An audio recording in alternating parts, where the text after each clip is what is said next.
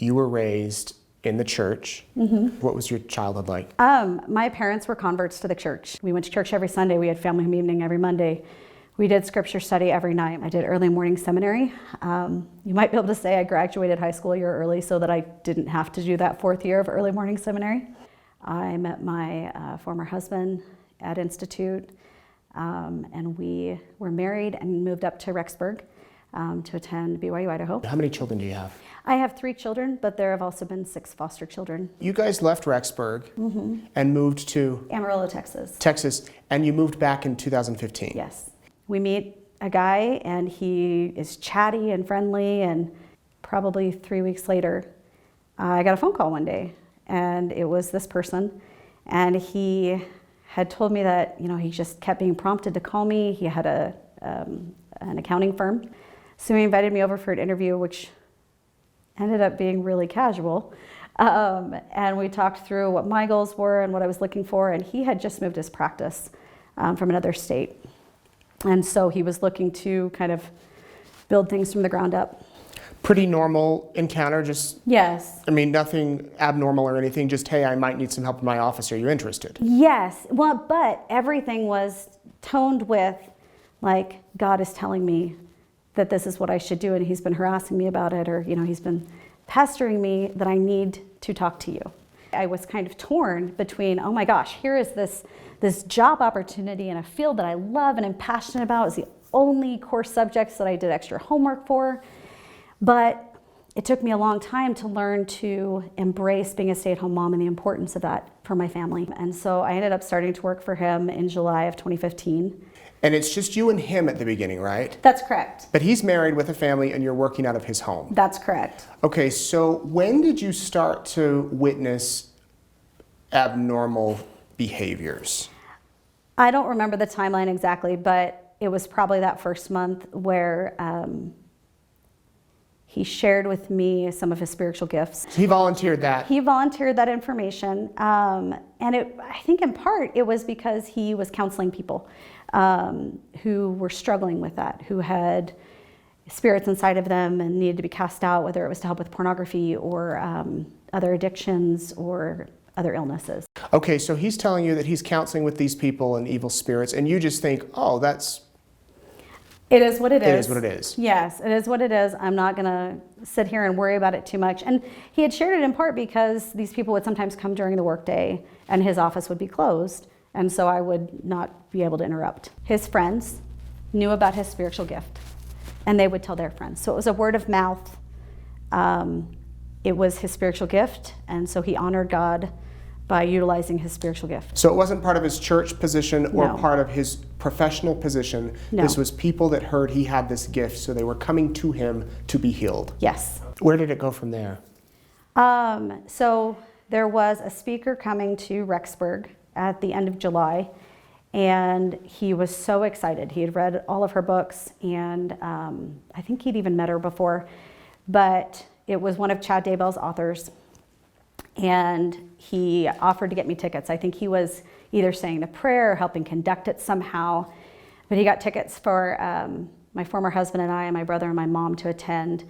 And he was just so excited about it. And Chad Daybell published this woman's books. yes, Chad Daybell was the publisher of this woman's books. But I had realized really quickly he was also a big prepper. He was preparing for end days. He'd been reading the dreams and visions that had been compiled by different people, and that was something that my former husband and I had been, into. And that's what this event talked about. Yes, this event was very focused on that. The big thing that I took away from it was, from like Yukon North was going to be a city of light and a city of refuge, and a place for the saints and the faithful to gather and be protected from the calamities that come as things kind of fall apart. Which, from what we understand, is a belief that Chad Daybell has, that Rexburg is kind of a chosen land, Yes. and that's why he brought his family up here in 2015, around this time. Yes. Do you know, was Chad there? Oh yeah. And I think I met him at my employer's house either a couple days before or a couple days after. And that was the first time that I'd met him, was during that time period. Chad, though, was obviously well respected. Oh, he was idolized. The thing that really surprised me at that gathering was seeing how I'd never seen so many people that believed in this idea of tent cities, because that's the easiest way to call it is. What is that idea? Okay. Explain the tent city idea. Okay, because if you say tent cities and somebody knows what you mean, it's like you instantly connect and, oh my gosh, cool, you're into this. I don't know what you mean. I know you don't. So if you could explain what tent cities are. Sure. So one of the common ideas with members of the church who are focused on kind of the end times and preparing for the coming of Christ and the tribulations is this idea that some random Sunday, the bishop's going to come into Priesthood Relief Society and ask anybody who has their food storage to come join another meeting. And he's going to say, it's time, we've been called out to go wherever, and you need to bring your food storage to the church. They'll load it up on trucks, and then you leave.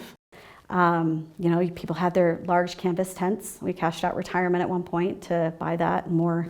Wait, hold on. You and your husband. Yes. So, no, you don't have to laugh. No, I'm laughing because of the absurdity of it now. Yeah. But we had two 16 by 20, 20 by 24 canvas tents. And they were and we had the massive cots from Cabela's and below 30 sleeping bags and a stove and a year's supply of charcoal to cook 3 meals a day. In these kind of prepper tent city communities, we believed that there would be a time that we would be called out.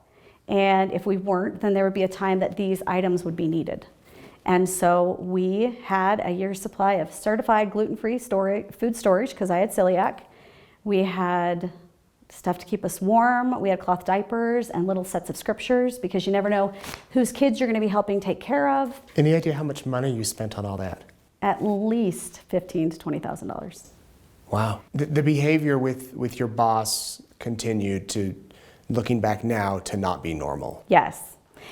So there would be times where we'd be encountering constant software issues, whether it's a web-based product or a computer-based product. And eventually he said, hey, if you're noticing this happening, let me know, because it's usually we're getting some kind of interference. He always had what he called a shield of protection around his house, and eventually extended that to be around the houses of all of his employees.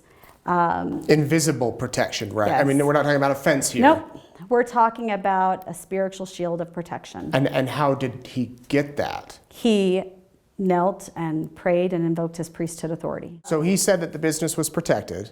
Yes. And if you had any computer problems, let him know. Yes, so that he could reinforce those protections or cast something out that got through. So if the computers are acting up, you holler upstairs to where his office is and you say, hey, can you take care of things?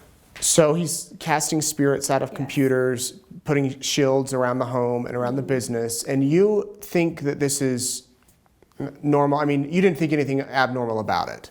Like, I knew it was different, but I'm not going to judge what works for somebody, or at that time I wasn't going to judge what works for somebody. And it was always interesting as new employees came on, because it'd be a couple weeks and then he would say, okay, I'm going to tell her today. Chad would occasionally come by. So yes, Chad had come by at least twice. I met him at work, but there were other members of this community. It was a constant subject of conversation. We were always talking either about, what people were doing or what was happening in the work. How long were you there? 4 years? I was there for 3 years. 3 years. What caused you to finally leave? So I was invited to let an employee go as what appeared to be a growing experience in 2017. And it went badly and was enormously triggering emotionally. And I had struggled with PTSD from abuse and neglect in my childhood and other traumatic events, and it really caused a recurrence of the anxiety and a lot of those struggles. And so my employer was kind enough to set me up with this counselor / energy worker that he'd been working with, and we did, and she did it for free for me since I worked for him. And we did twice weekly counseling sessions over the phone for about 6 months, from the fall of 2017 to early 2018. And during these, it was a form of modified hypnosis. And every now and then, she would be encountering interference. So she would ask my boss to sit in on the sessions and help cast out spirits. And sometimes it wasn't needed, but he sat in on many of those sessions. And so towards the end of this work with her, my constant prayer began to be, I want to be able to see things as they are and not the story I've always told myself. As I'd been studying healing from trauma and abuse and neglect, one of the common themes was just that we rationalize and we tell ourselves that, so-and-so is a good person. But the reality is, if this is happening, so-and-so is not a good person, or their behavior is not good. And so I spent 2 weeks with that as an active prayer and had a breakthrough about the trauma that I'd experienced in my life. And I knew that this was the priority, dealing with my family and my emotional well-being. And so at first I just realized I need to step away from the church. Every decision I'd made there over the course of my life had been out of fear of not being loved, fear of not being cared for. And I guess this is a good time to say, I know that there are people that the church is an absolutely wonderful part of their life, that it is a great piece of their fantastic personality and the service that they do. My children are still members of the church. My parents are still members of the church. So I share this very aware of the possibility that it can hurt others' feelings, but it was for me and my life. So you not only have to, in a way, leave this group, but leave the church. Yes. But at the time, you're thinking it's all the same. I'm thinking it's all the same, and I don't even see how work and the marriage are all connected with it. So at first, I was just going to go inactive for a little bit so that I could focus on this part and not try to piece together or untangle the confusion that had come up with my faith. Faith crisis is what we often call it. And but I quickly realized within a matter of weeks that I could not sit in my skin knowing that I was not living up to my covenants. The promises that we make in the temple, at baptism, the idea of being a bad Mormon was absolutely unacceptable. And so I ultimately decided and consulted with my husband at the time and with his dad and realized, this is the best thing. And so I resigned from the church in March of 2018. My family, my children all remained members. I ended up having the opportunity to go down and work with somebody in Utah. And I spent 28 days as an outpatient there, and he specialized in trauma and PTSD. So you're going through this therapy, you're realizing you've got to find out who you really are. And meanwhile, what's happening at work? He was not in the office very much. He would be out in Wyoming filming things for something. And so I was running the business and taking on too much responsibility, and more importantly, I was taking on too much of the mental load. And I would go through cycles of frustration. And so I left my job, but I had helped, we were partners in the building entity. So we still had frequent interaction, or at least the ex-husband did. And it was very uncomfortable. I didn't trust. From the moment that I left in April and when I quit in May, I became scared of my former boss. And not necessarily because of anything he did, but I didn't trust myself around him because I knew I didn't have boundaries. I knew that I had deferred to his knowledge and expertise or spiritual standing for so long that I couldn't trust myself. Spiritually, you were scared of him, or physically too? Spiritually and mentally. You didn't think he'd hurt you? No, I was never worried about that. But that he might mess with your yes, emotions. That he was going to mess with my emotions. Yeah. I had learned the phrase gaslighting at that time and was realizing that that's what I'd been experiencing. After I left my job, it was as though my former husband, who knew all the details about the dysfunction in my work environment and in my work relationships, it was as though he had forgotten all of that and began twisting things around and using the stories that my former employer was saying.